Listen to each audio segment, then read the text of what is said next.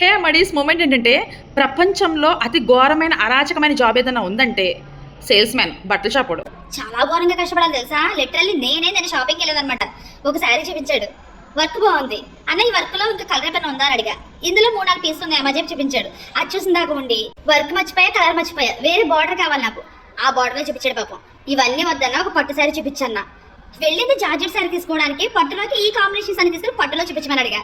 పాపం వాడు పిచ్చెక్కిపోయాడు తెలుసా. ఎన్ని చూపించాడు, ఎన్ని తీసి చూపించానంటే అన్ని తీపించినా ఏం తీసుకోబడతారు, ఆలోచించబడతారేమని చెప్పి నేను తీసుకున్నాలే పాప అనిపించింది. కాకపోతే డబ్బులు ఇచ్చుకుంటాం కదా, మనమే ఇంకేం చేయలేము, అన్నీ తీపిస్తూ ఉండాలి.